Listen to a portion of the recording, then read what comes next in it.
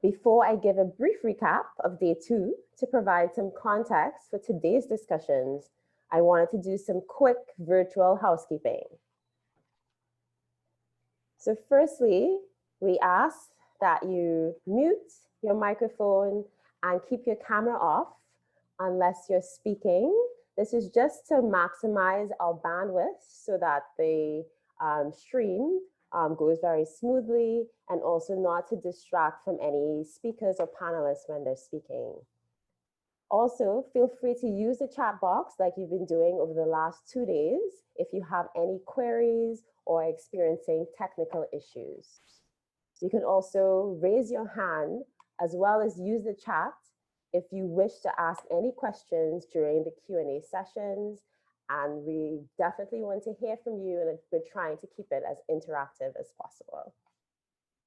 And lastly, just a reminder that we will be recording the dialogue, and we will share the link to the recordings as well as the slides by either tomorrow or Monday at the latest, so that everyone has a copy of it, especially for any of you who aren't able to attend the full sessions and want to go back and see what you missed or share with colleagues. So I think with that, we're ready to get started. And I wanted to make sure I did due diligence and recognized and thanked our key partners for making this dialogue possible, including all of the national designated authorities that have supported the work, including from Antigua and Barbuda, Belize, Grenada, Jamaica, St. Kitts and Nevis, St. Lucia, and Suriname, with the lead authority being the Climate Change Division in the Ministry of Housing, Urban Renewal, Environment, and Climate Change in Jamaica. Also like to thank our technical partners, Climate Analytics, and the International Institute for Sustainable Development, IISD, as well as the Green Climate Fund that's supporting this dialogue through the regional GCF Readiness project, enhancing Caribbean civil society's access and readiness for climate finance.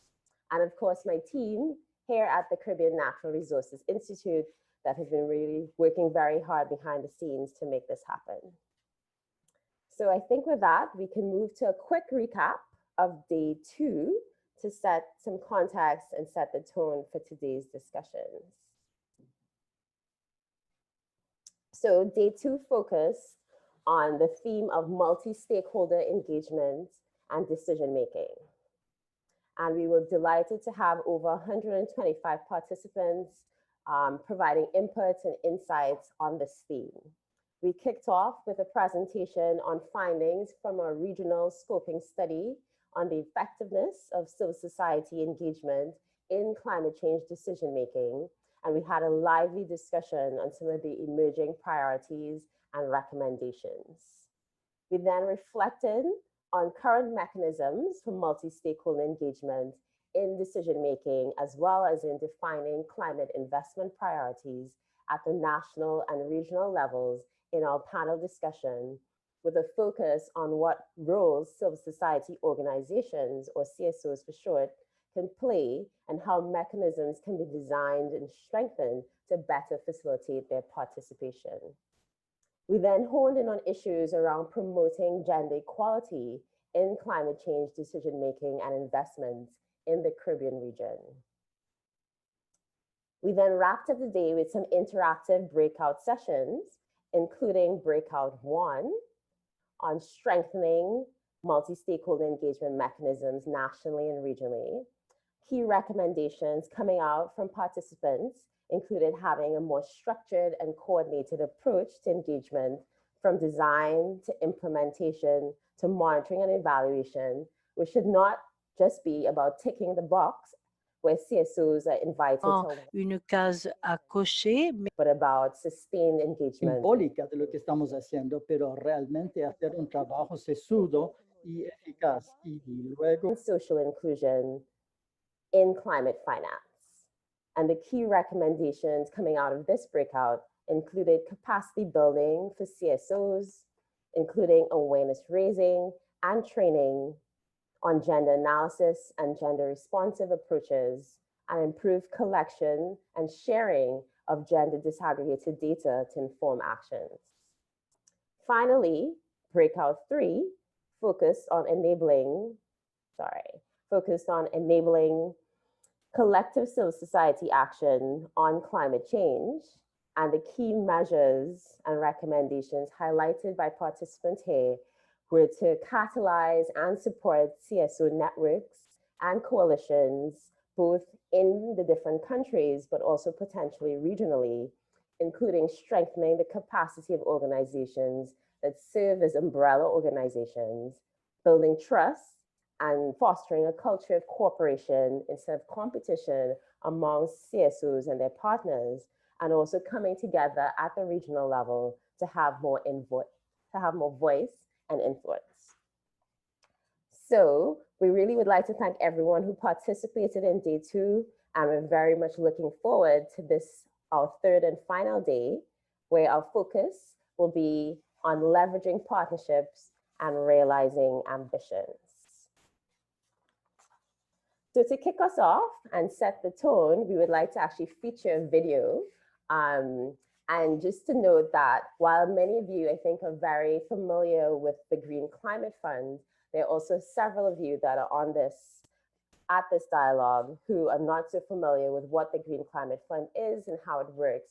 And so this video is actually to provide a little bit more information to some of you who are less familiar before we get into our panel discussion this morning, which is about how to make GCF work better for the Caribbean. So with that, I will stop sharing my screen and we can feature the video. Addressing climate change is both urgent and expensive, especially in developing countries where it's Especialmente países en desarrollo, donde on the one Surtout hand, dans les pays en voie de développement, il y a des are forcing people and communities to adapt the ways they live, farm, and work. On the other, all energy production, new and old, must be shifted from fossil fuels to sustainable sources. Under the UN Framework Convention on Climate Change, the international community has agreed that industrialized countries, who were the biggest beneficiaries of greenhouse gas pollution, should support climate projects in developing countries.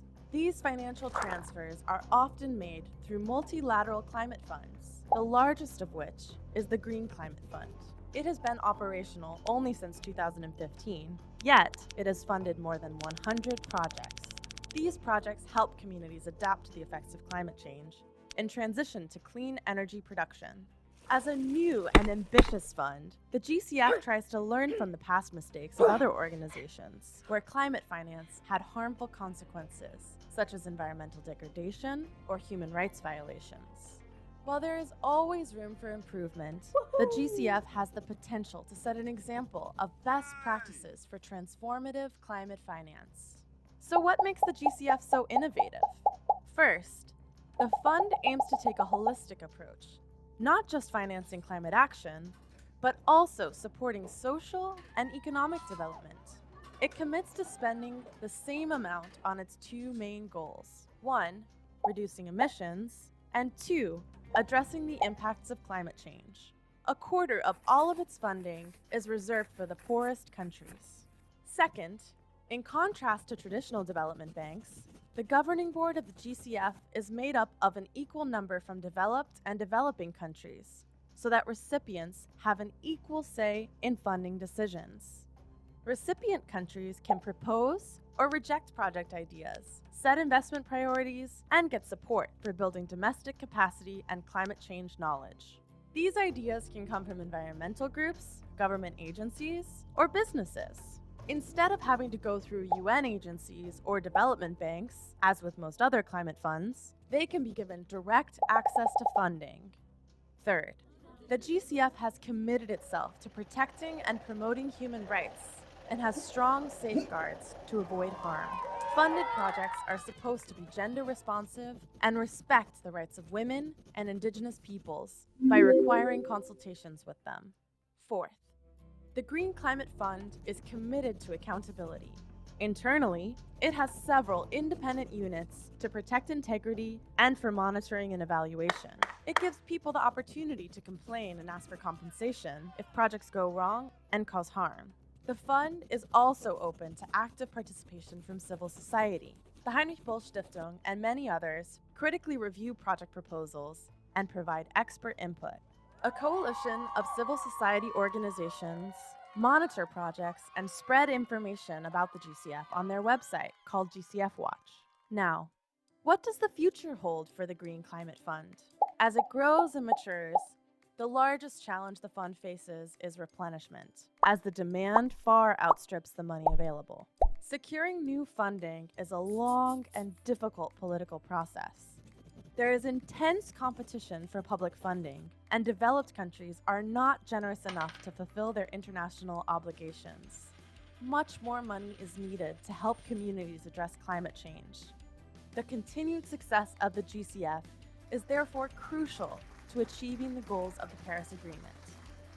If you want to know more about the topic, check out our other videos on the basic principles of climate finance and what gender-responsive climate finance should look like.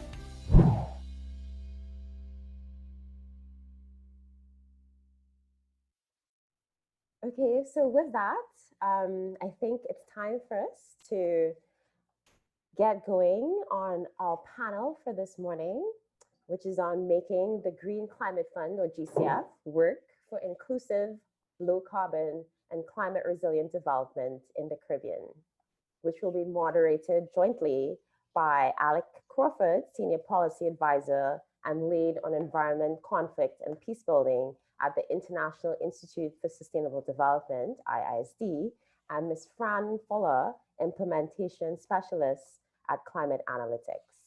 They will be introducing our 4 panelists and looking forward to a very lively discussion. Over to you two. Thanks very much, Anka, and hi, Fran. Good to see you. Good morning, everyone, and welcome to the third and final day of what I think has been a great regional dialogue. And I think there's a strong emphasis on dialogue in that opening. It's been great to have so many perspectives shared, and despite the fact that we're doing this on Zoom, to really be able to speak with each other about these crucial issues for the region.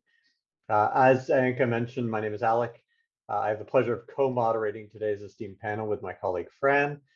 We have a great lineup of speakers for you today, speakers that will discuss the ways in which the Green Climate Fund can be leveraged for inclusive, low carbon, and climate resilient development, and how it can better serve the context and needs of the Caribbean in particular, and the small island developed states within the region, particularly through a whole of society approach that engages civil society organizations. That's really been the focus for the past few days, how we can bring civil society into climate change decision-making and financing, as well as the local communities that they serve. We're going to try through this panel to identify some of the key challenges and opportunities in accessing and delivering climate finance in the region, as well as some of the best practices and innovations that we're seeing that can be built on by the Green Climate Fund and the other climate funds. As was the case yesterday, we're trying to stay on time. And as such, we ask the panelists to be as succinct as they can to allow plenty of time for questions from the audience and with each other. And with that, I'd like to introduce our group for the morning. So with us today, we have Ms. Naranda Maurice George, who works on the regional desk of the Green Climate Fund.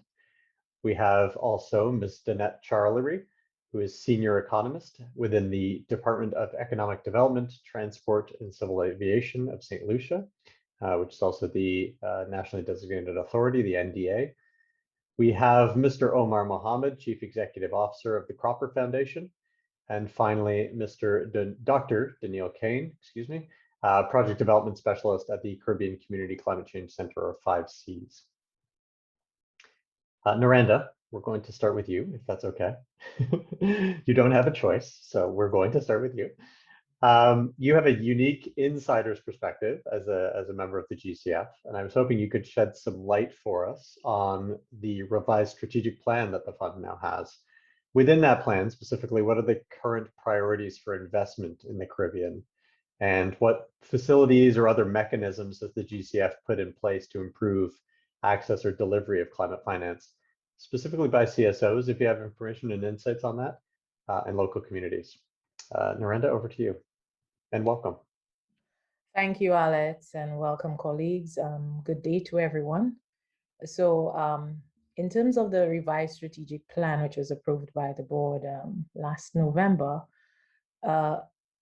it does have a focus on ensuring that the fund has greater, integration with stakeholders on the ground, including civil society organizations, which we recognize in our region are absolutely pivotal to ensuring that addressing climate impacts on the ground is effective. But the plan in terms of the work and the pipeline and the projects that are done in countries, that in and of itself is not so much a function of the plan, but to the extent that the plan would facilitate that based on the fact that it incorporates CSOs. So it is more a function of one of the key mantras of the fund, which is country drivenness. And countries are required to develop what we call a pipeline of projects, commonly known as a country program to the fund. And so in elaborating that document, countries are encouraged to take on board participation of all stakeholders, including CSOs, and giving them not just a seat at the table, but as you would have heard on day one, making sure that to the extent possible, they can meaningfully contribute to the development, identification, elaboration, and implementation of projects. So most of our countries in the region have defined country programs at various stages. Some are completed, some are in draft, and the pipeline of projects varies. To date, the region actually has a portfolio of 237 million for 9 climate projects across 11 countries. But we, of course, want a greater penetration.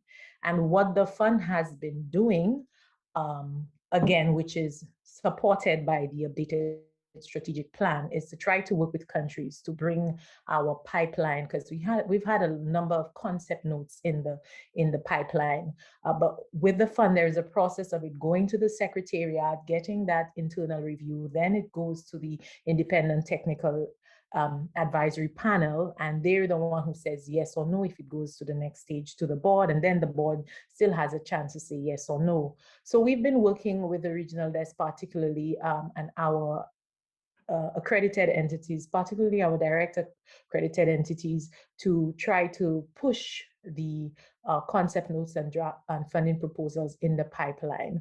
The sectors that have been emphasized in the pipeline, we have those that will be coming up for approval, hopefully very soon in GCF1, span mitigation, which would include energy, transport, building and cities, etc.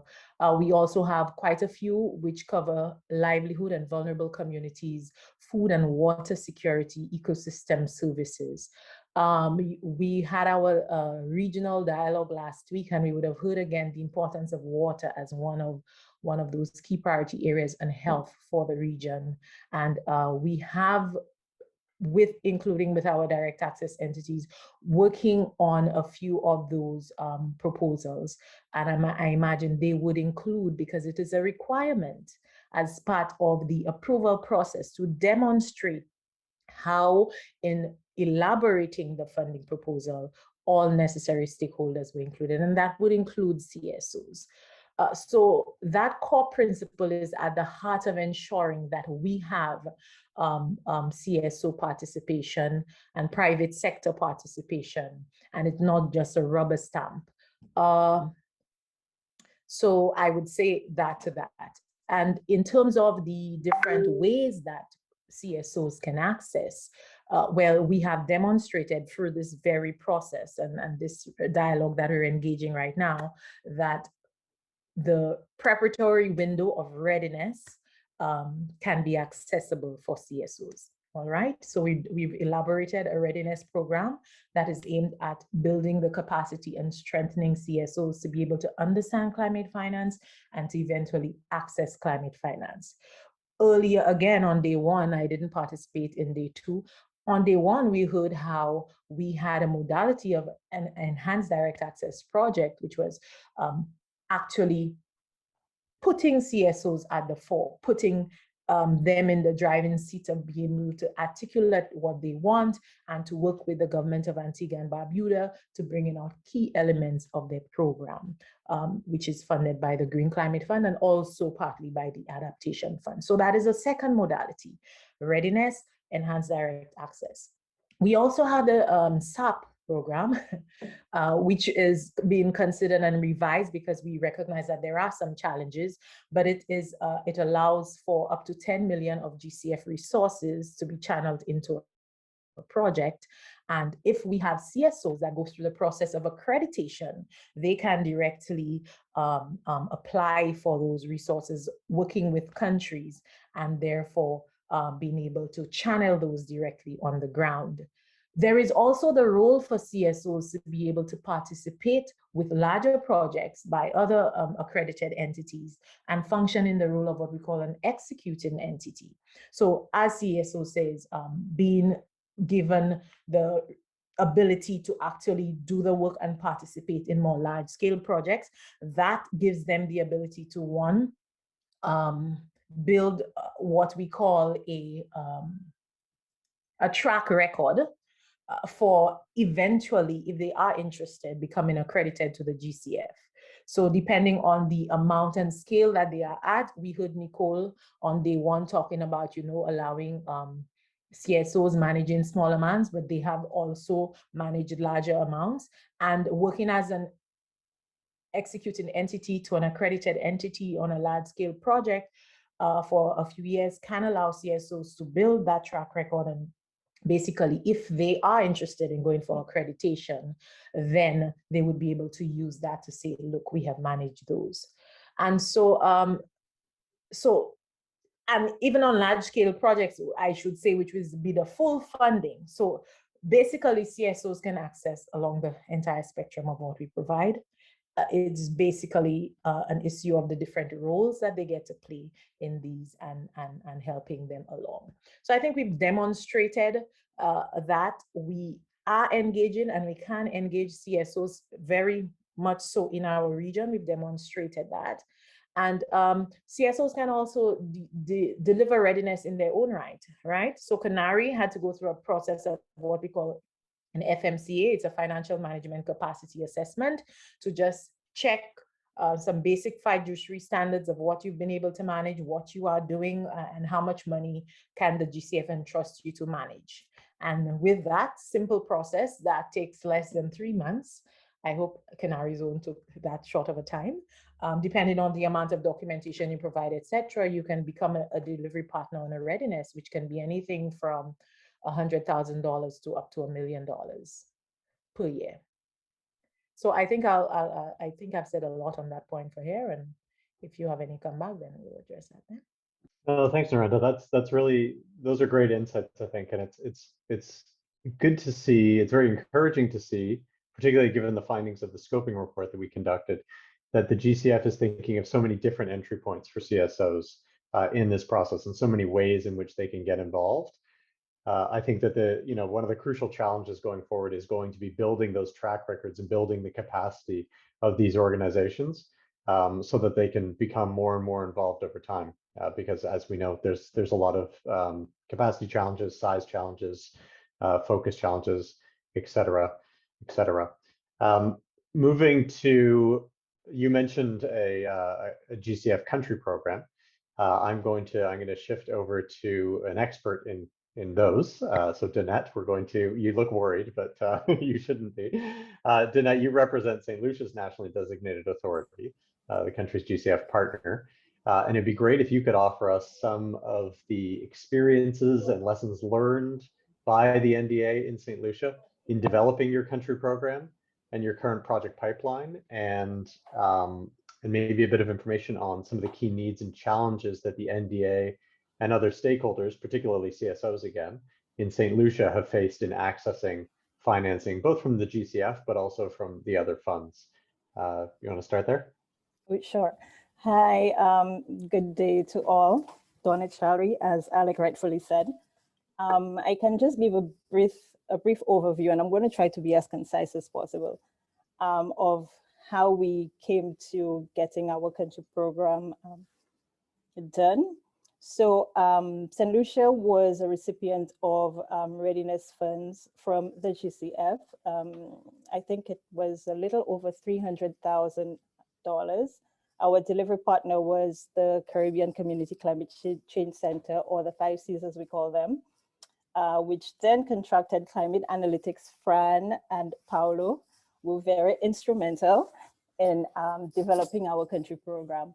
Now, with this readiness support, the main objectives were to, 1, strengthen the NDA and the focal point, 2, develop a strategic framework, which included our country program, and 3, to provide support for accreditation of a local firm. In our case, this would have been the St. Lucia Development Bank, or SLDB. And with that, the first thing that we did to provide accreditation was to conduct a gap assessment. So of particular importance during this consultancy was the development of a stakeholder engagement plan for guiding consultations on St. Lucia's GCF country program. Now, the development of the country program was done with extensive consultations at the community level, at the national level, which of course included CSOs. That was part of well, I won't say one of, but CSOs had to be included because the main objective is to get a holistic picture, to get input from the wider society. We can't just sit in an office and make a decision based on what is affecting persons on the ground. We have to engage every single person. Now, from these consultations, projects which were previously developed was introduced to the participants, and we had to prioritize which projects could be taken to the GCF for further funding. Now, from that, we developed a pipeline of projects. I think we decided on 7, but I'm just going to give a brief overview on 5 of those. The first one, enhancing the climate resilience of the water sector in St. Lucia. This was submitted to the GCF, I think, last year. We received feedback, but we're still in the process of determining the direction of that project, I should say. We have come to a decision, so hopefully we will be taking this a bit further.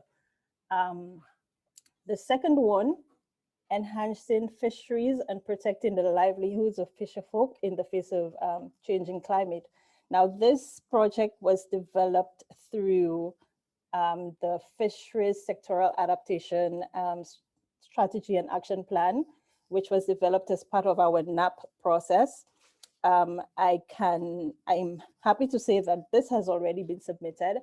We received feedback from the GCF in February of 2021. So we are in the process of addressing those comments for resubmission. We also have a third project, which is creating a greener and more resilient health sector in St. Lucia. Now, with this project, it's still under development, but I should say in the current COVID-19 situation and the obvious stresses on our health infrastructure, well, this has been further exaggerated, or I wouldn't say exaggerated, but it has the inefficiencies of our current infrastructure is more visible. So this project, I think, comes at the right time, so that part of that project would be enhancing the climate resilience of the health sector infrastructure. So we know that we have to strengthen the infrastructure And it is imperative that we incorporate the climate resilience in there. So this comes at the opportune time. We have a fourth project, which is Green Affordable Housing for All.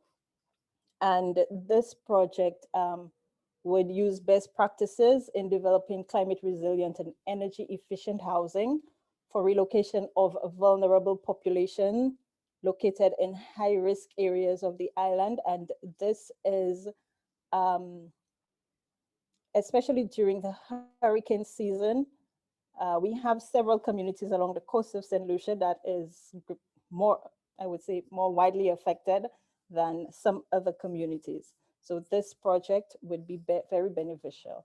And then a fifth one is the Castries Vision 2030 for a low carbon Castries downtown. This in essence is greening the city of Castries. So to limit the greenhouse gas emissions and so on and so forth.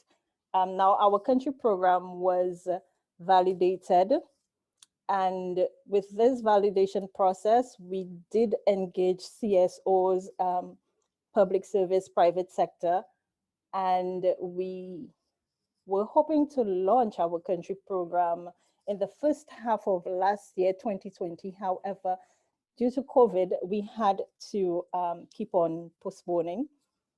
And we successfully launched our country program last year, December 16th to be exact.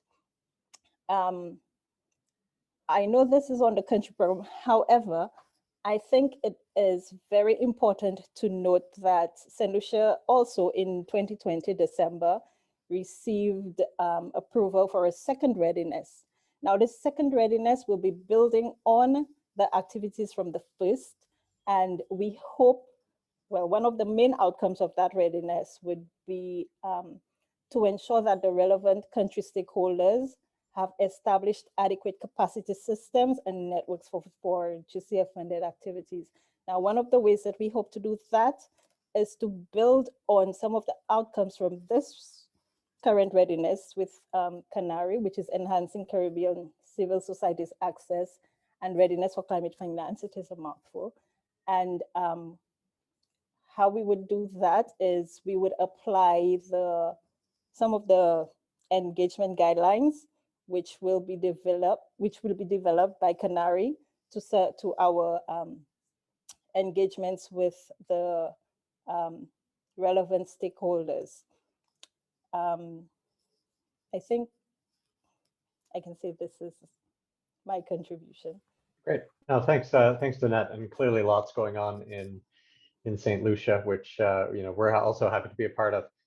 Before moving on to our other two speakers, just very briefly, Naranda, are you seeing, kind of linked to what Danette was saying about the health sector in particular and COVID recovery, are you seeing, or is the GCF starting to fund COVID-19 recovery programs or projects within the region? Is that happening yet, or is it still early days? I think you're still muted. Yeah. Okay. So we did have, well, the GCF kind of looks at the COVID recovery in three stages. There's the adaptive management that we usually employ, but with COVID, we realized that we had to make some special considerations, whether it is allowing additional no-cost extensions because projects would obviously be delayed, whether it is allowing to, re-examine the deliverables to transition to virtual workshops as opposed to face-to-face and that kind of a way, curtailing travel, etc. And there was also a readiness window for rapid readiness, they call it. It's a prescribed template, not a lot of trouble for the countries to go out and fill. It's pre-filled in areas. And to date, 21 countries have accessed that, but only one from the Caribbean, St. Vincent and the Grenadines. And that has been gone through the initial review process, and I think now it's back with the country to get back to us in at least 2 weeks on that. They did have a focus on looking at the agriculture sector and some of the impacts as a result of COVID and trying to address some of the gaps there. So readiness on that front, and as I said, with the other programs and projects, working with the accredited entities to make sure that whatever challenges that are faced, that the Secretariat on a case-by-case basis handles. I think Antigua and Barbuda had a couple of instances where they were looking at that for their portfolio, because the Department of Environment has a project portfolio on hand. So that's a short answer. Okay, thanks so much, Narendra. And yeah, I mean, it's clear we shouldn't assume that we're out of this thing. We're still right in the middle of it. So things will continue to change, I'm sure. But that adaptive management is going to be key. If the last year has told us anything, it's that. I'm going to pass moderating duties back on to my friend and colleague, Fran. Fran, take it away. Thanks. Thank you, Alec, and a pleasure to be with everybody this morning, especially with some of the, I would say, big brains on the issue, on this issue in the region.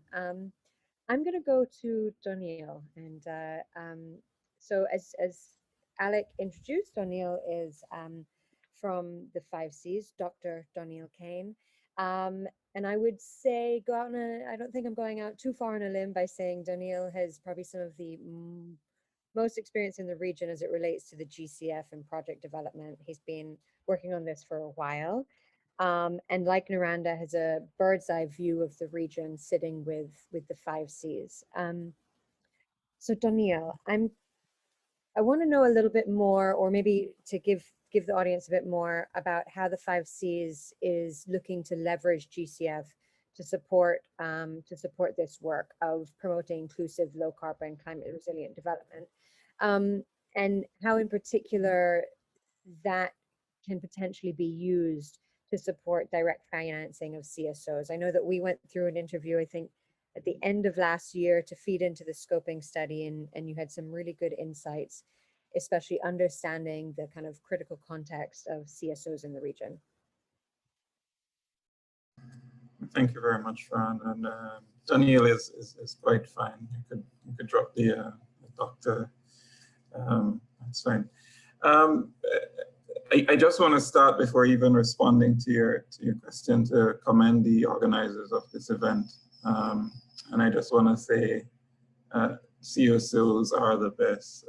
I look at the number of persons who turn up on a daily basis for this virtual dialogue, and I'm amazed. And I just want to leave us with that one word of mobilizing, and that is our CSOs mobilizing for climate action. I really appreciate that. So I want to applaud the CSOs who have really joined us this week, as well as the partners. How is it the 5 Cs has been going about its work? Just one other thing I need to say. I've been working, Fan. I don't know that I'm the best person who knows the GCF in the region, but I've just been taking the knowledge I gained from the experiences, and I've been trying to transfer that. And so that fits with what I'm going to discuss about how the 5 Cs has been trying to leverage partnership within the region and external to the region to mobilize climate financing. It's fitting because even before the GCF, this is how we worked. The 5 Cs as a lean organization doesn't have expertise in all the different sectors that we work: agriculture, energy, transport. We don't have the expertise. So it's important for us to leverage partnership within the region. And some of our key partners are the University of the West Indies, INSMET out of Cuba, which is the meteorological organization out of Cuba. UE Sermes has been a partner to us. That's a group that comes to Belize every year, and they go to a particular, a particular area in Belize to look at coastal erosion. We've worked closely with the CIMH. We've done work with CANARI, not necessarily related to the GCF, but we've done work with CANARI. We've done work with CARDI, which is the agriculture arm of CARICOM. We've done work, we're doing work with CCRI. And so we really work closely with our sister organizations within the region, but also at a national level. In each of the countries, we work with the national universities, we work with the different ministries, and we also have to work with the CSOs. I must admit, not to the extent that we should as it relates to the Green Climate Fund, and that is now changing. As you could see, we're having this dialogue, and part of that process is enhancing or improving that engagement with the CSOs on the ground. But we have worked with the CSOs. One of the projects that we had most recently was with KFW. And what we tried to do was to engage with CSOs for the implementation of coastal protection projects or building coastal resilience in the Caribbean projects. And we were working very closely with CSOs across 6 CARICOM countries, including St. Lucia, Jamaica, St. Vincent. I can't remember the others here, but about 6 CARICOM countries that we were working with. But also we work with international partners. We work with international partners such as NOAA, which helps us with the cruise station. We have coral reef early warning system that we have across the region, but also with spatial data and climate data. We work very closely with entities like that. But we have our development partners, you know, the USAID, the EU, the KFW, as I mentioned earlier, the BMTU or the Department of Environment out of Germany. There is also IMELS, which is the Department of Land, Environment and Sea out of Italy. So we also work with international partners for mobilizing climate change action. But as I started out saying, you know, we must congratulate the CSOs on the work that they're doing with this dialogue. And what it has shown to me and amplified for me is the need to bring the CSOs into the picture more. The CSO organizations bring to the table a wealth of knowledge from technical to community engagement to financing. Of course, not so much large financing, but of course there's financing there. And if one is to put a cost on those efforts that they bring to the table, it's significant in-kind contribution that they have that could be leveraged to mobilize climate financing. So I want to suggest that you know, the 5 Cs going forward will be looking to mobilize CSOs for capacity building, both at the community level and institutional level. The 5 Cs has recognized quite clearly that we need to build out the capacity of entities beyond ourselves to support in the development of these GCF projects. And we think the CSOs could play a critical role in that. To date, we've had training sessions with the group of NGOs that PAC works with here in Belize. We had a project development workshop with that group here. That was just, one could say, the first edition, but there is more work to be done, and it has to be a continued process. Like everybody who's working on GCF, you know, things change, and so we need to continuously learn, you know, the ropes of the GCF and understand the modalities and what the requirements of the GCF are. But CSOs can play a critical role in really supporting in the development of the projects. From a technical perspective, and my dear colleague Anika from CANARI lends and brings to the table a wealth of knowledge as it relates to community involvement, actions, vulnerability assessment, and that sort of thing. We also believe we could leverage CANARI's, and in particular Anika and her team's knowledge of the environment, what's happening on the ground in the development of project, but also in the rollout of training. But also bringing persons to the table to be trained. I now realize I don't need to have a project assistant try to organize a workshop. I just need to bring CANARI in as a partner, and I could mobilize 100+ persons for training quite easily. The other aspect that I think is important is the implementation, and we tend to take that for granted. We get a project approved, and I'm now recognizing as well that if the CSOs aren't involved, you will face some challenges, and bringing the CSOs in on the implementation of the project or on the project on the back end after it has been approved is not a wise idea. It is important for the CSOs to be involved from the get-go. As part of all the stakeholder consultation process we've had so far, we've had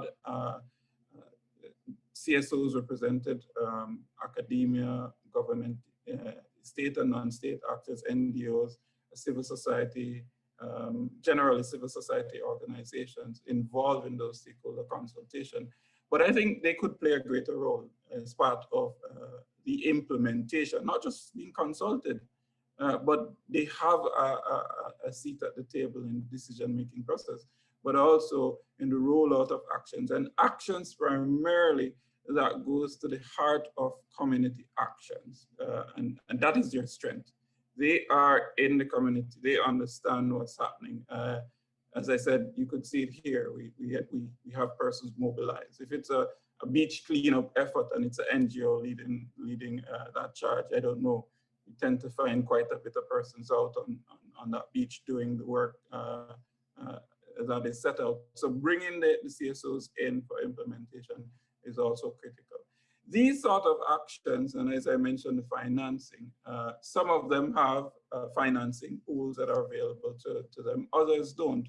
But they bring to the table their in-kind contribution, and we tend to not value that. And it is important for us to value the in-kind contribution that CSOs could bring and leverage that as co-financing as part of these projects that we're submitting to the GCF.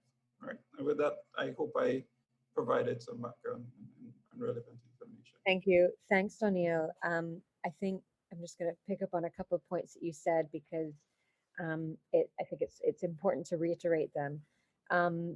One, climate finance is a complex, dynamic field in which the GCF is one entirely separate animal, if we're looking at it like that. And it is important to look at capacity building as it relates to climate finance and the GCF in an iterative manner. It's not a one-stop shop. It's not like you'll learn the policy one day and in 6 months you still know it. It's an iterative thing, and that's one side of it. But then at the other side, our region is dynamic, CSOs are dynamic, they are capacity constrained. And so as you want to bring in more people and build the pool of experts, it also has to be iterative. So I would bring that to the forefront, because I think that that's really important. And then looking back over the past couple of days, a few of the speakers had indicated the same thing, bringing CSOs into the implementation and execution of projects. And while the size and capacity constraints may be challenging, it's important to try and start small, or start where as much as possible, and then build that financial management and build that project management to then be able to access further amounts of money to implement bigger actions, essentially. So with that, I'm going to go on to Omar. And Omar, you've had quite a bit of experience now with working with civil society organizations, looking at implementing climate action. And so would you be able to take us through some of the work that you've been doing with the Copper Foundation and some of the lessons that you've learned, or the innovations that you've been seeing that have worked with you guys? Great, thanks everyone. Thanks CANARI, Ainka, Nicole, and the team for this. So the Copper Foundation is a CSO ourselves. We've been working for about 20 years, mainly in Trinidad and Tobago, but of course, throughout the Caribbean, intermittently at times. We've, for the last couple of years, spent quite a bit of energy in working with other CSOs as well, helping to it didn't start off this way, but helping to quote unquote try to decolonize how we do our CSO engagement and what that really means for us here in the Caribbean. Not just looking at the external partners that come in, but then also how we ourselves think about experts versus community members and what that relationship looks like. So we've learned a couple of things over the last couple of years. One being that, communities and CSOs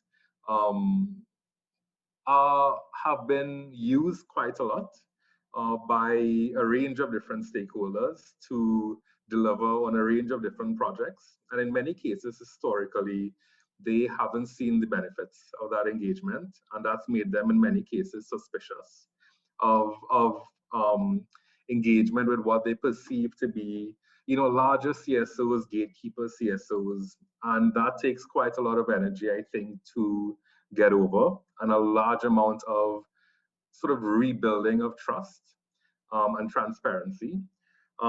We've also seen now, and I think it's related to, the very needed sort of movements that have been developing around the world, and that's definitely sort of been translated to a regional work and work in Trinidad and Tobago, is that people are no longer willing to just accept status quo, and if they see something that is meant to be community oriented, that did not involve them, they will in many cases use all the avenues they have available to, as we say, make noise about it. So that's, I know we've been talking about why include CSOs over the last couple of days, and I think that's a pretty important point, is that they feel much more empowered now to say that this is not right, and that of course can completely derail a project or an action. From the smallest community groups to the largest CSOs, we've seen that confidence being built, and we've actually tried to build that confidence ourselves for them to engage and use their voice in a bunch of different ways. I think still also, very rare we've been able to, even as a foundation, access funding that supports a longer term approach to sort of leadership building and institutional building within this particular scale of group or CSO. And I mean, of course, that's relating to just how, funds are designed, how we traditionally think about, administration, operational costs for NGOs, what it means for monitoring and evaluation. Can leadership really be put into a log frame with sort of general indicators? If not, how else can we fund sort of longer term leadership development in these community groups? And so what we've been trying to do over the last couple of years through a bunch of different projects is try to really figure out how does that work. And we found that in many cases, it's really just almost going back to, maybe the innovation is going back to some of the more traditional approaches of working in communities, where you sort of lean into, the types of structures that a lot of these communities are accustomed with. So things like the GAIAP in Trinidad and Tobago and some of the Eastern Caribbean countries, this idea of, creating space using the language that they're familiar with. So, parleys, panchayats, different types of community engagement methodologies that we just try to facilitate. And we've seen pretty, significant success doing that. We've tried our best to try and take our lessons that we've learned from these groups to design initiatives that we are hoping could deliver some type of benefit to those groups themselves. So one of the things that we realized is that strategic management and operational administration resources are rare and still hard to find. So we've been working with a bunch of other CSOs and the IDB on developing a civil society shared services platform that we're hoping to pilot in Trinidad and Tobago and hopefully go out to the region, where CSOs and service providers can be digitally put together so they can access core operational services at reduced costs, and not in a purely voluntary manner, which has its own drawbacks. We've partnered with the University of the West Indies to develop a data for development lab that's aimed at CSOs. We're hoping to create a CSO pipeline where we open out this lab to civil society to really dive deep into technology and data science and see how that can be put into their work, and pair them up with graduate students to help develop proof of concepts and other types of approaches. And we're also leaning into natural capital finance for private sector. So we partner with the Natural Capital Protocol and the Capitals Coalition to hopefully in 2021 launch a natural capital for business hub, where I'll be working with private sector to better incorporate natural capital business planning into their work. And then also finally, we've dived really deeply into citizen journalism as a way of climate justice. We've been working with groups in Trinidad and Tobago, and we're hopefully expanding maybe to Guyana and Suriname in 2021 to train a cohort of citizen journalists from communities. And we've created a new site called CARIBOIS, CARIBOIS.org. We've had incredible success. We've had, in over 5 months, over 80,000 article views, all from articles written by regular community members and CSOs. So that's it. I think the main lesson is that we have to sort of really figure out what community engagement and leadership means in a Caribbean context, and see how best we can try to leverage funds, which may be difficult to maneuver, like the GCF and other sort of large funds, to meet some of those requirements. Thanks. Thank you. Thanks, Omar. I think that's your intervention was very timely, because some of the phrases that you used have been kind of a thread of the discussion throughout.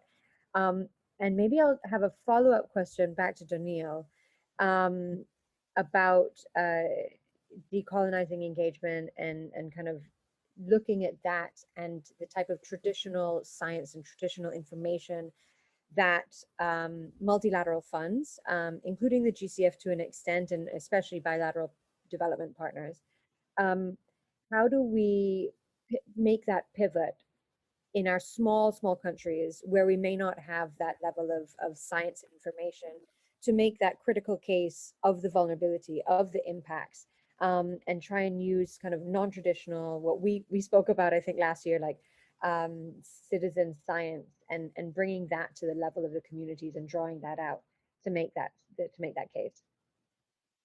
Yeah, and then Miranda, I encourage you to jump in afterwards if you have either a different perspective or anything to add on. Yeah, thank you very much for that, Fan. I mean, you know, just listening to Omar speak, I understand clearly that engagement at the community level and with other CSOs is a complex matter, and CSOs take this aspect of their work very, very serious. So, you know, one of the challenges we have, and I mean, we as the Caribbean and countries in the region articulating their pipeline, is building out what the GCF requires or calls a climate rationale for any funding proposal. Speaking to what impact climate change is having on a certain group of people, on a certain particular sector, how is it you articulate that impact of climate change? And one of the challenges, Fan rightly pointed out, is limited data, limited climate data, limited information to articulate that in one of those very rigorous scientific approach to teasing out what that impact is. When I think about that, I'm an economist by training. I think about an econometric model that derives and gives me a regression. It gives me all that output. But it doesn't exist. The data doesn't exist, and we are strengthening our approach to gathering data so we could inform this science. But in the meantime, what is available to us is the traditional knowledge. It is the community-based knowledge that is available to us, and that wealth of knowledge sits with our CSOs who are on the ground working, and so. What I've been trying to do as part of these projects is strike that balance between the hardcore scientific evidence and what I call people science. I heard on day one, Fran, you had a new term, you were calling it CSO science. But really, that information that is being gathered by our CSOs is critical. I've in the past, you know, heard of stories where an engineer goes to build a bridge in a particular community, and they've started, and an elderly man who is in that village for how many years says, I've seen the water rise above that level before. And with climate change, one would expect that the water level would rise above. And that there is where community knowledge or knowledge that reside within the community level should be taken on board in the articulation of these funding proposals. So what you need is that, you know, where the science gets us and we identify the gaps, but we then need to use these consultative process where CSOs are involved, where persons within the community, the knowledge that we garner from them through the stakeholder analysis and the gender analysis is brought to bear on the project. We bring that science into the project to make that case. I can't say that it is generally accepted, and maybe Naranda could tell me the GCF is softening its stance on that. I can't say it's generally accepted, but it is something that we are pushing to say, these are the challenges we face, and where there are these challenges, this is the best we could do in deriving or in arriving at that point where we could say, this is the action to be taken because this is what we're finding, both in terms of the hard science and in terms of the citizen science, as we're calling it. The other aspect of that, as I said, and I want to amplify that, is indigenous knowledge, which reside with many of these CSOs that work within these indigenous communities, or traditional knowledge that reside within these communities. And it is important for us to capture those and utilize them as part of the project developments space, but also in the implementation. As I said, it's important to have the CSOs involved right throughout that process. Thanks, Doniel. Naranda, do you want to come in here, or should we try and field a question from the audience as well? Okay, I would just come on to support what Doniel has said in terms of the environmental and social safeguards aspect of putting together a funding proposal and trying to weave the information gathered there somewhat into the climate rationale. We do have a ways to go in making sure that this is more mainstreamed and accepted. And while it's not a function, not a function for the Secretariat alone, the board, the ITAP, all of these different players. But I was also thinking of another aspect of trying to, where we do not have necessarily we have the traditional knowledge and the indigenous knowledge, and that is important, where we may not have it in terms of the science in our particular country circumstance. We can go the route of utilizing where it may be existent for other SIDS, for other countries with the same circumstances that we are experiencing and that we are vulnerable to in particular areas. So for example, Belize may not have information on a particular area for some project that they're crafting, but it may be available in another country. And to what extent we could use that to strengthen the case that we're making, to say that, look, we have our anecdotal traditional knowledge that confirms that, but in the regional sense, this is also available in X country down the road, or even another SID. So I think putting all the pieces together are absolutely critical in that regard. Thank you, Naranda. Noting the time, yeah, we can go to a question, unless Alec, you have any follow-up questions that you wanted to clarify here? Nope, let's let the participants ask theirs. Okay, great. I see, Naranda, you have definitely been responding to some of the questions in the chat, and so thank you so much. I see Dudley Antoine, you have your hand up. Do you have a question for the panelists? And I would also encourage participants to put your questions in the chat because we eventually will run out of time, but the panelists will still be here to be able to respond to some of those. So my hand being up was just to signal that I just joined the forum, that's all. Oh, well, thank you, Dudley. So welcome. And maybe over to Peter Murray. Yes, thank you very much. I just wanted to put on record my support for the whole issue of the incorporation and the utilization of traditional knowledge to fill the data gaps and the recognition of how important it is. We recently did some work at the CRFM Secretariat on gender, but one of the things, as part of it, we looked at traditional knowledge. And what we found is that there's a lot of information And that's just one example. There's a lot of information that can be garnered that is not considered empirical data, but is as important as guiding on you on the way forward. And I think I cannot overemphasize. Je ne peux que souligner l'importance. Par exemple, les pêcheurs, ils voient très bien ce qui se passe. Et donc, je dois souligner l'importance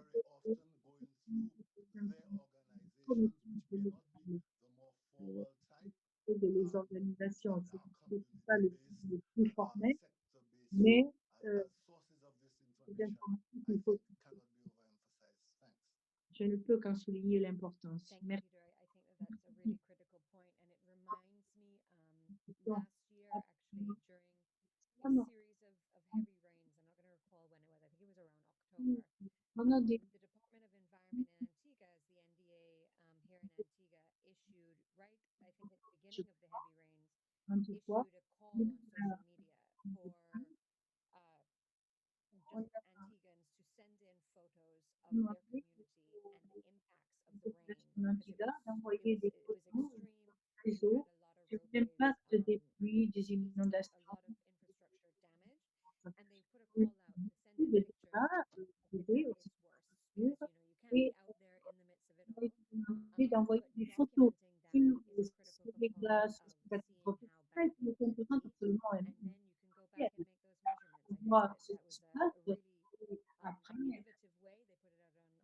They put it out on I think Twitter and Instagram and Facebook, and so that for me was Daryl. Yes, you're in the chat. Pictures and locations, and then I think that they then connected that directly to their. des images, des emplacements, we'll be using that to inform tout à fait connectés. future proposals.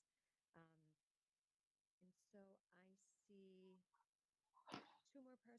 persons in the. Alors, deux autres personnes. Nous n'avons pas beaucoup de temps. The time, maybe if anybody can put their comments in the chat, I'll go to. Je ne sais pas si quelqu'un peut mettre. Luego Denise y luego. Encourage you to put it in the chat. Thank you. Okay, thank you for that, Fran. Merci, Quickly, merci. The issue of capacity for CSOs. Il y a la question de la capacité des CSOs. Is that CSOs do not see a relationship, do not speak directly to. Alors, les autorités ne parlent pas directement. Understand the climate change is happening, but the major focus is its impact on livelihoods. And how mais il y a une importance sur les moyens to protect livelihoods.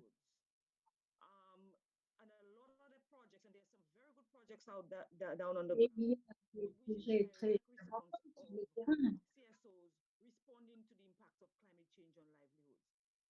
Et on peut voir comment ils peuvent répondre à ces impacts. Building that in a full-time manner, because volunteers are important, but volunteers cannot do it all the time.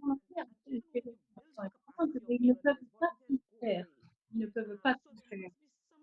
Et donc, il doit y avoir un mécanisme pour que cela se passe. Administrative capacity and to ensure that there is that level of sustainability over time. Another issue that I think we need to take into consideration is getting CSOs to strengthen their own ability to keep their members engaged, such that when you engage them, you're not engaging them from one representative coming into a meeting without a full understanding of what the needs of the members are.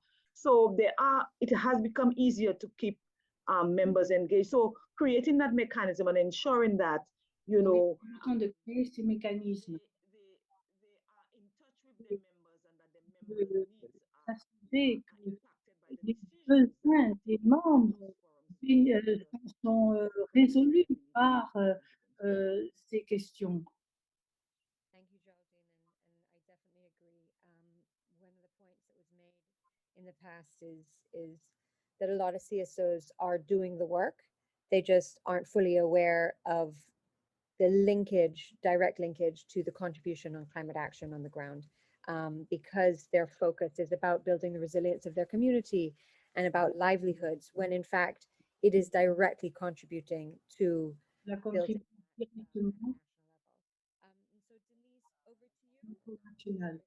Thank you so much. Good morning, all. I just wanted to, Omar, sorry.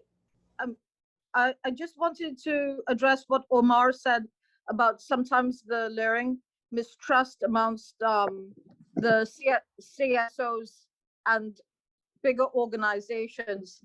I can't tell you how many times my own organization, for instance, in mapping, has put forward the thought to bigger organizations, thinking that we'll have a partnership, and they end up going off and doing it on their own. This is the reason why a lot of small NGOs and CBOs crash at the end of the day.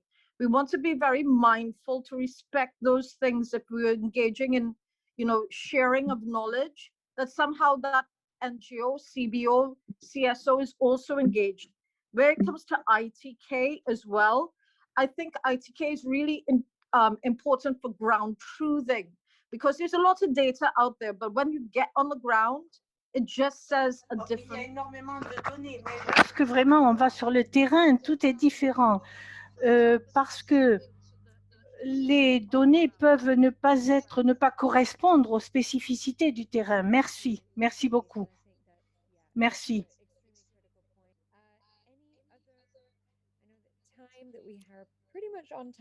Alors, nous sommes assez à l'heure. Also offer for the panelists, is there anything that you would also like to contribute as kind of closing out? Mayores aportes para terminar este panel. The point that was raised earlier about CSOs actually doing work related to climate change and not actually making that connection to it, because their main objective is securing livelihoods. It's a thematic is a theme that is not only unique to the CSOs, and one of the reasons why I've been pushing for the 5 Cs to lead a charge on project development, not just sensitization about the GCF, but pushing a charge of project development, was the fact that even sector-specific experts, so our engineers who are within the Ministry of Work, within the Ministry responsibility for water, agriculture, even our sector-specific experts, they don't make the link with climate change either. And I have first-hand knowledge of that. That's why I've been pushing that. When we were doing a project for Barbados, the engineer would tell me, okay, some farmers had to abandon some wells that they were using. And I said, why? He said, because the water is salt and it's no longer. So I said, what do you think is causing that? And he could not make that connection. His thing was, they just had to abandon. So I had to then take what I was faced with and place the climate change argument associated with why that was happening. And then it came to light. They saw the light of trying to make that connection between climate change impact and what is it they were doing. Why is it they were, putting in place storage tank that were above the size they had before, besides just population growth. There were issues of them needing to store more water for a longer period of time. And it's the same thing for CSOs and community-based organizations. They are adapting, but not necessarily making that link to climate change. Yeah. Thanks, Doniel. Please, any of the other panelists? I think that we probably have 30 seconds to a minute. Sorry, I don't mean to, but just to say that 5 Cs is rolling out a set of project development material. We're hoping to also have material sobre este tema. So to the point where we lose officers primarily geared towards the private sector as well. So I just wanted to put that out there. Great, thank you. I think those types of initiatives are going to be critical for the region going forward, so that it is a kind of on tap online, that multitude of people can be accessing those and do it at their own pace and in their own timing, and then share it onwards with their own networks. And so with that, I would like to thank very much all of you, the panelists, this morning, for a very fruitful and excuse me, interesting discussion, as well as all of the participants. Thank you for your questions, your dialogue in the chat. Please continue to ask questions and we'll try and respond to them as much as possible. But with that, Anka, over back to you.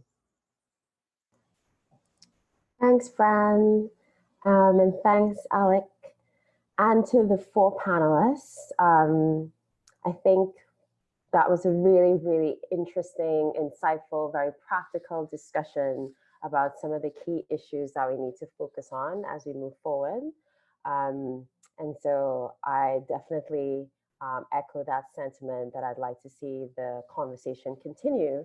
And actually, it's a very good segue into what I'm about to sort of announce, which is that we would like to take this opportunity to let people know that we are launching today the Caribbean Climate Finance Action Network at the Regional Dialogue, so that we can keep the conversation going, and specifically are aiming to engage national and regional CSOs, national designated authorities, and accredited entities to GCF, the Green Climate Fund, and other funds, and the private sector, including micro and small enterprises, which have many of the same sort of issues and needs as civil society organizations, for shared learning, partnership building, and developing solutions to improve access to and delivery of climate finance in the Caribbean region. So I know Narada made the statement about what's the current portfolio, where we have over 250 million US kind of pipeline of projects that we're looking at. But actually, when you compare that to many of the other regions, even the other Pacific small island developing states, we're a bit behind in terms of some of the other regions, in terms of our access to GCF. And we'd like to be able to support, all of the partners across the region to better be able to access funds through the GCF, and for us to really work together to see how we can resolve some of the key challenges, as well as the gaps that we've identified over the last 3 days as part of the regional dialogue. So this action network that we'll be setting up is being supported under the regional GCF Readiness Project, enhancing Caribbean civil society's access and readiness for climate finance, which aims to not only enhance civil society's capacity to access and deliver climate finance in the Caribbean, but to enhance the enabling institutions so that civil society has voice and can actively participate in climate adaptation, as well as in mitigation and building resilience nationally and regionally, alongside government and the private sector. So as I had said in day 1, when I introduced the project, which is supporting also this regional dialogue, the project has 4 components, including component 4, which is focused on enhancing awareness and actions to integrate civil society-led interventions and strengthen the overall pipeline of projects to the Green Climate Fund, GCF. And so we're establishing this action network as a key part of delivering component 3 to improve the quality of GCF funding proposals and better integrate civil society-led interventions as part of the project pipeline. So one of the key sort of components of this action network will be action learning. And so for those of you who are not familiar with this term, action learning focuses on learning by doing, with a targeted group to address a real-world problem through taking action and reflecting on the results. A regional climate finance action network, which utilizes the action learning as a tool, will provide a valuable opportunity for shared learning and problem solving across the Caribbean countries, where civil society, government, and private sector stakeholders can gain insights into the issues that they're encountering in accessing and delivering climate finance, and provide peer support to each other based on their shared experiences and lessons learned throughout the process to explore and refine the solutions. So this will build on current and past initiatives that CANARI has actually supported through other regional action learning groups that we've done, including the Caribbean Green Economy Action Learning Group and the Forest and Livelihoods Action Learning Group, which actually I think a couple of people highlighted as one of the processes that they would like to see sort of expanded and used within the climate finance space. And so we're very happy to let you all know that we are hoping to be able to apply this process so that we can see more successful and actively engaging key policymakers, practitioners, thought leaders across the Caribbean region in trying to address this key issue and help us to have the financing that we need to do the work that we want to do. So the idea is that the Action Learning Network will meet virtually, hopefully every 4 to 6 months. I know people are very busy. There's lots of virtual meetings with COVID-19 and the fact that we can't do that much face-to-face. But the idea would be that at each meeting, we'll hone in on a specific climate finance challenge identified by the group to tackle. And then between meetings, the idea is that organizations will then go back and actually try to apply and test some of the solutions to the challenges and then report back at other meetings on their experiences, the results, and lessons learned to refine the learning and actions that we take. The Action Network will therefore provide a forum for shared and practical learning to further strengthen the capacity and the readiness of the network, including regional and national CSOs, to access and deliver climate finance. And we're very much looking forward to facilitating that process as we have done in the past to really try to find practical solutions to address the key needs and challenges that we face, because we really need to move from a lot of talk and a lot of planning to really translating that into action on the ground to address the urgent need for climate action and to really realize the ambitions that we have in the region and to support the most vulnerable communities that really need us to address these issues. So with that, I'm very happy to take a few questions because we have a little bit of time. If people have any, want to learn a little bit more about what this Climate Finance Action Network is, or how they can engage if they're interested.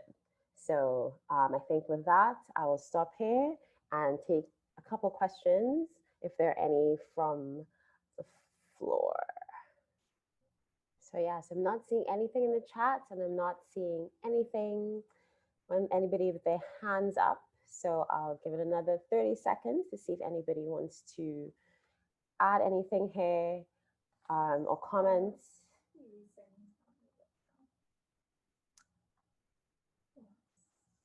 So Thomas, you have the floor if you wish. You can unmute and ask your question.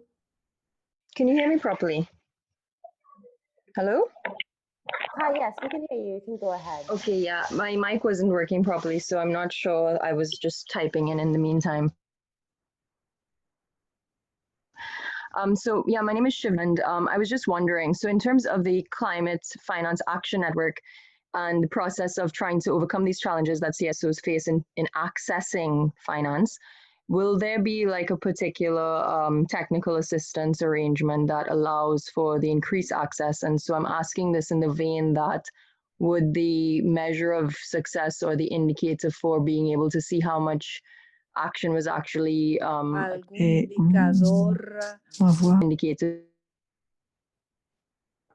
be, the increased access of funds that CSOs are now able to now receive to be able to do implementation on the ground? So that is actually a really good question. So we haven't yet defined indicators. And one of the things that we typically do when we kick off the group is to have the group define what are the priorities that or issues that and challenges that they want to address. So we develop a sort of agenda that the group wants to tackle. And we can also then talk about what are some of the indicators for success in terms of recognizing that learning outcomes are being achieved and that we're actually able to apply the solutions and see improvement in terms of access and delivery of climate finance.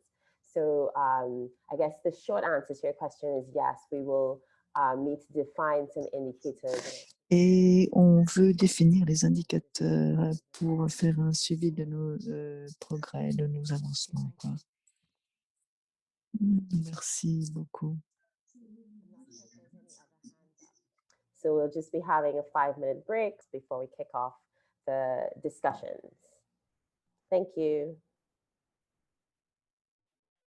The truth is, small islands like us do very little to cause climate change. C'est ici trop petit pour ça une cause qualité mauvais temps et kawem sala. We are tiny with very little resources, but have to deal with big impacts from flooding, drought, food and water scarcity, loss of life and property. We have to adapt. That means we have to do things to put our house in order, to be better prepared, so that the impacts can be reduced and we can increase our chances of bouncing back as we continue to live at a time when the climate is changing. Dimanche, Jean-Saint Lucie, this is our call to every St. Lucian. Act now. Take it away, Herbie. The buzzword round the world now is climate change. Yet still some people find it strange why they fuss about climate change.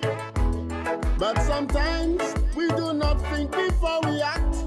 Damage done and then we react to relieve climate change impact. We pollute the air we breathe in with smoke and smog. In rivers and streams we dispose plastics to clog. And then the rains came one day, floods washed everything away. Climate change, our greatest challenge today. Yo, climate change harder because of us humans. Let's act now to reverse the situation. Every month go plant a tree, change your bulbs to LED, use less heater and AC, dispose waste responsibly. Drought or hurricane, we must adapt to climate change. Whether sun or rain, people adapt to climate change. Tous les l'année, les l'automne hurricane ka passe, en les jours nous ka prévier, qu'on quitte c'est même mal porté.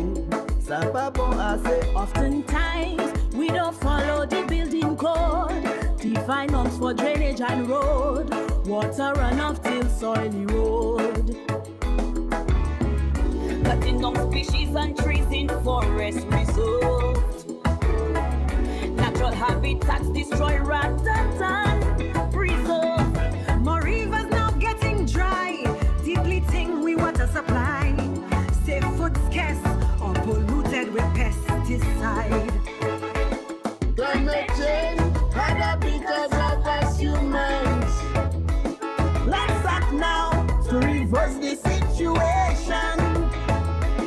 Well, every month go plant a tree, change your bulb to LED, use less heater and AC, dispose waste responsibly. Drought or hurricane, we must adapt to climate change.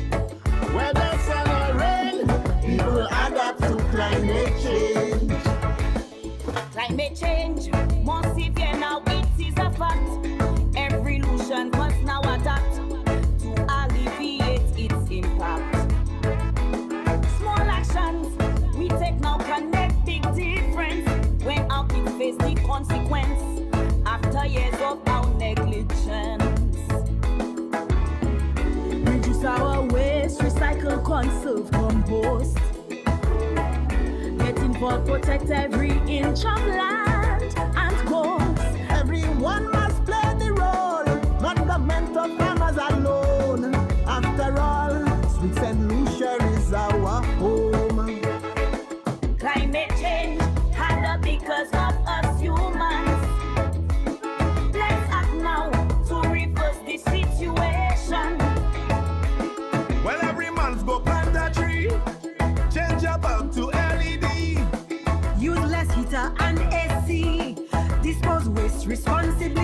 drought or hurricane, we must adapt to climate change.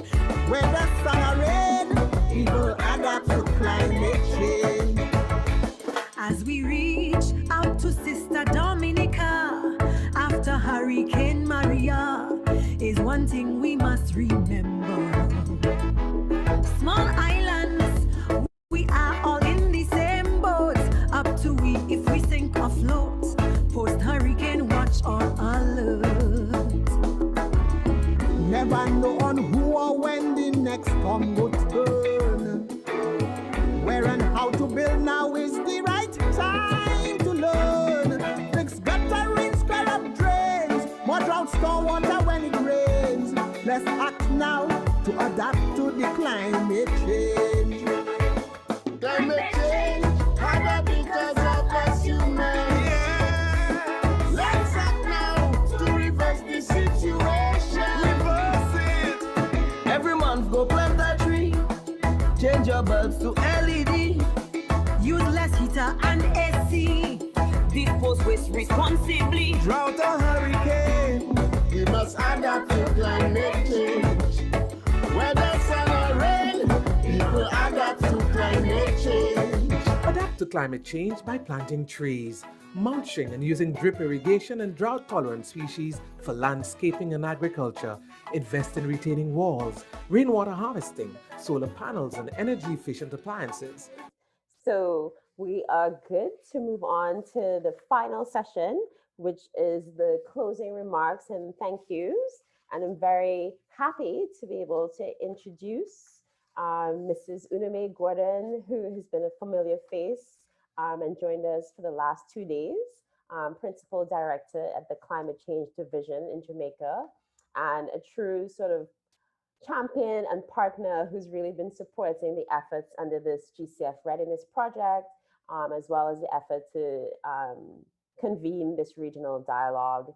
And I think is going to be an important partner as we move forward as well. So over to you, Uname, to do the closing remarks. Thank you, everyone. And I am very sorry. My apologies. I was in this morning, but as I say, it's a crazy morning. So I apologize. I was in another meeting and thinking that we were coming back at 12:30, which is really 11:30 your time. So I was prepared for 11:30. Notwithstanding, let me in being asked to offer these few closing remarks to what I will consider based on my indicator of success for this meeting, which was set. We can consider a very successful regional dialogue. So I want to firstly acknowledge my colleagues from across the region, the 5 Cs, the GCF team, the climate analytics team, the ISD team, Ambassador Blacklane from Antigua and Barbuda and her team. But most of all, let me acknowledge all the civil society partners and the regional institutions, the other institutions that joined us this week to really have what I consider this honest and frank set of discussions about the engagement and the practical and sustained engagement of civil society in the work that we do. And also for the launch of the Climate Finance Action Network, which we will hold out great promise on. I like to say that when the project was being conceptualized with a number of NDAs across the region, the singular challenge of access to climate finance was what was there, but not just access to finance for the region, but access to finance to ensure that we have action on the ground. And we thought that the only way to get sustained action on the ground was to have sustained engagement with the civil society movement. And if we are going to have that, then the capacity of civil society and the expanded capacity of civil society, the civil society movement came into question. And how, when we talk about multi-stakeholder engagement, and I spoke in the opening about segmenting the stakeholder profile so that we can know exactly how to engage and to have this meaningful engagement in climate change decision making, but also in the implementation on the ground. And if we talk about ambition, then ambition has to be raised from the ground up. So I want to thank you all for being here. As I said, I want to think, and I hope I am not thinking incorrectly.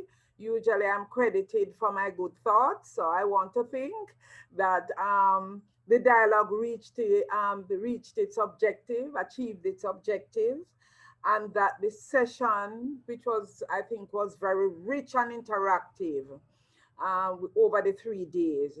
Daniel said this morning that, you know, civil society movement, the movement always show up. And by virtue of us having over 100 persons each day in this dialogue, we are heartened that there is this continued interest that we have to take forward. I think within the past 3 days, I hope that the findings, people will internalize the findings of the scoping study, as well as looking at the effectiveness of the engagement in the climate change decision making, and where each civil society organization, what is organisation for each organization, because De una participación. each organization sometimes are different. Let us remember that when the climate change process and the negotiating process, just like I think I heard Naranda said this morning about the GCF, the climate change negotiating process is a country-driven process, and the country-drivenness must be understood for what it is worth. And therefore would also encourage countries. And so I think I heard Ayasin talking on Monday about how Jamaica has been able to integrate and to get to advance with this country drivenness by even taking civil society organizations on the delegation with us to the conference, so that they can understand not only the picture on the ground, but the big picture that drives climate action globally. And I am, as I said, I'm hopeful that the network, the Climate Financing Action Network, will provide some amount of safe space for civil society to work out these things and to drive the process. I think one of the nicer presentation and the good presentation is about the integration of gender in the climate change and decision making and investment, and more. It is not something that is being forced on us. It is something that civil society has been doing, and therefore, while I like to say from an agriculture point of view, domesticate, incorporating gender, mainstreaming gender into climate action, that it is something that we should understand a little bit more about. We are at this time developing here in Jamaica gender and climate change action plan, which we will eventually share with the rest of the region. It is a GCF proposal as well. But as we build out these frameworks that we can use to inform the region and work with the 5 Cs and the other regional institutions, I want to encourage the civil society movement in the region to look to the regional institutions that our heads of government established to serve us, and also put pressure on them. So the 5 Cs, the CDBs, and so that they set up to serve us, that they are our institutions, and therefore we should look for them to serve us. I think in summary, therefore, that we heard this over the 3 days, that with the need for partnership that cannot be stressed enough, and that, but I like to add value added partnership on all sides, value added and respectful partnership on all sides. We need to understand this value of joined up action, which I hear coming out, and I'm sure we will have the notes of the 3 days. But these are the thoughts that came to me as I listened to the conversation, monitor the conversation in the chat, and look at it. The value of the joined up action, which for the GCF, which is the largest source of financing now, but that joined up action, which comes through the articulation of the GCF country programs in the countries. And then this need, as we pivot in this time of COVID, this need for the adaptive management, which is allowing us. Il est important de... Tenemos que adaptar nuestra manera de...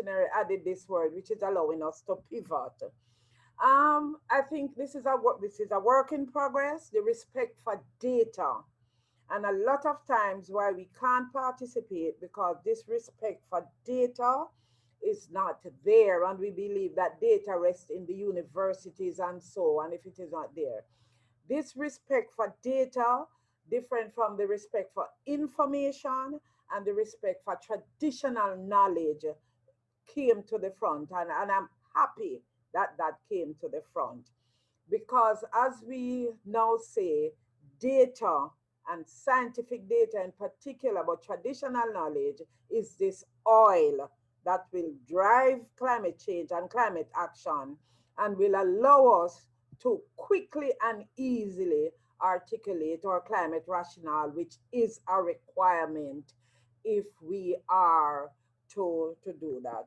So this continuous learning for GCF modality, I would encourage you, the GCF website is an open website. All the projects that are approved are there. You can see what projects is approved. And therefore, to just this continuous learning and development is important to us.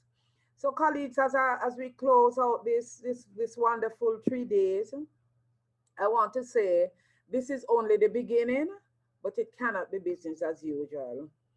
We want to work closely, and this project is a testament of turning talk into action. We want to work closely with the civil society movement to step up climate action on the ground, to develop mechanisms that will be sustainable and less project-led, and to collaborate with you to deliver climate finance to the local level. The meeting I was in, which I ran out of to come back here, is with discussing with the UN climate CDF about local, a facility that they have called local, which is channeling climate finance to the local level in the countries.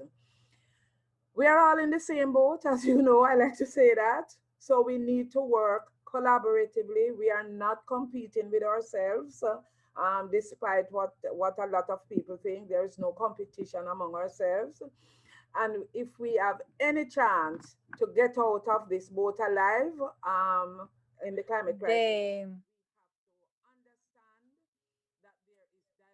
avanzar, hay que entender que strength in numbers, and therefore pooling this set of numbers together to make it happen. It is for this reason that if you notice, a number of the projects that Jamaica's advanced are regional projects, some of them out of our own readiness allocation, yearly readiness allocation. So finally, on behalf of the steering committee of this project, of which I co-chair with CANARI, and with all my other NDAs, I want to thank you all for participation in the dialogue. I think it was really, really one of the successful things coming out of the project. And to the civil society partners, thank you for being open, for sharing your ideas, while expressing the concerns which we know exist. It is all part of the process, and these will be incorporated, I'm sure, into the final scoping study, which is being finalized as we advance the work. Special thanks to Climate Analytics and the ISD team for facilitating the session in collaboration with CANARI. You notice I'm just the mouthpiece for all of them. And as I say again, thank you for all our regional partners, the 5 Cs, for your unwavering support. And of course, once again, as I said at the opening, thank you, CANARI, for being such a value-added partner, for your leadership in this dialogue anchor. For me, it is a job well done. We know, like us, you have the civil society and the local communities at heart. We look forward to the garnering of the Action Network as we drive this effort for greater and more meaningful CSO engagement. Thank you all. Stay well, and I'm glad that you are all safe. Thanks again. Over and out, and back to you, Anka. Thanks again. Thanks for that, Unume. We very much appreciate it. And I think a stellar job on the fly of doing the closing remarks, having come running out to the other meeting. So we very much appreciate it. And all I want to say is to echo what Unume has already said. Thank you all for participating. We are so delighted that we've had such good participation, that we've had such great discussion. And, you know, just thanks to everybody, and we'll be in touch because this is just the beginning of the conversation. So thanks from the CANARI team and from the rest of the partners. And thank you to Unume. Thanks again, everyone, and bye. See you on the other side. Thanks to my ISD colleagues. I'll see you very soon again. Thanks. Bye-bye. Bye. Thank you. Thank you.